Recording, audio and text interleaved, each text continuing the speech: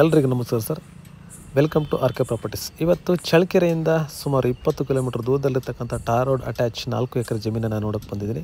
ನೋಡಿ sir, Challakere to Pavagada ಹೋಗ್ತಕ್ಕಂಥ ಹೈವೇಯಿಂದ just 2 kilometre ಟಾರ್ ರೋಡಲ್ಲಿ ಬಂದರೆ ಇದೇ ಟಾರ್ ರೋಡ್ಗೆ ಅಟ್ಯಾಚ್ ಆಗಿರ್ತಕ್ಕಂಥ 4 ಎಕರೆ ಜನರಲ್ ಜಮೀನಿದು. ಈ ಜಮೀನಿನ ಮಣ್ಣೇನು, ಇದರ ಲೊಕೇಶನ್ ಏನು, ಇದರಲ್ಲಿ ಏನು ಫೆಸಿಲಿಟಿ ಇದೆ, ಏನೇನು ಮಾಡಬಹುದು ಅಂತ ಎಲ್ಲವನ್ನು ನೋಡೋಣ. ನೋಡಿ ಸರ್, ಇದೇ ಒಂದು ಟಾರ್ ರೋಡ್ಗೆ ಅಟ್ಯಾಚ್ ಆಗಿರ್ತಕ್ಕಂಥ road facing tar road facing ಸುಮಾರು 200 ಅಡಿ, 200ರಿಂದ ಒಂದು 300 ಅಡಿ ಬರ್ತಕ್ಕಂಥ ಒಂದು ಜಮೀನಿದು. ನೋಡಿ, ಇದೆಲ್ಲ ಜಮೀನು ಬರುತ್ತೆ. ನೆಕ್ಸ್ಟ್ ಇದು ಮಣ್ಣು ಕೆಂಪು ಮತ್ತು ಬಿಳಿ ಮಿಶ್ರಿತವಾದ ಮಣ್ಣು. ಇದೇ ಒಂದು ಮಣ್ಣಲ್ಲಿ ಆ ಕಡೆ ತೋಟ ಗೀಟ ಎಲ್ಲ ಕೂಡ ಮಾಡ್ಕೊಂಡಿದ್ದಾರೆ. ಒಳ್ಳೆ ವಾಟರ್ ಸೋರ್ಸ್ ಇರ್ತಕ್ಕಂಥ ಏರಿಯಾ ಇದು. ಯಾಕಪ್ಪ ಅಂದರೆ ಈ ಜಮೀನಿನ ಸುತ್ತಮುತ್ತ ಎಲ್ಲ ತೋಟಗಳಿದ್ದಾವೆ, ಆಮೇಲೆ ತೋರಿಸ್ತೀನಿ. ನೋಡಿ ಸರ್, ಇದೆಲ್ಲನೂ ಸಹ ಬರುತ್ತೆ.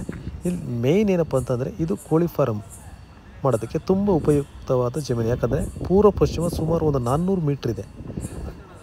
ಉದ್ದನೆ ಪೂರ್ವ ಪಶ್ಚಿಮ 400 ಮೀಟ್ರ್ ಇರ್ತಕ್ಕಂಥದ್ದು. ಯಾವುದೇ ರೀತಿಯ ರೋಡ್ ಸಮಸ್ಯೆ ಇಲ್ಲ. ಡೈರೆಕ್ಟು ಟಾರ್ ರೋಡ್ ಅಟ್ಯಾಚ್ ಇರ್ತಕ್ಕಂಥ ಜಮೀನು. ಆದ್ದರಿಂದ ಪೌಲ್ಟ್ರಿ ಫಾರ್ಮ್ ಮಾಡೋದಕ್ಕೆ ತುಂಬ ಉಪಯುಕ್ತವಾಗಿದೆ.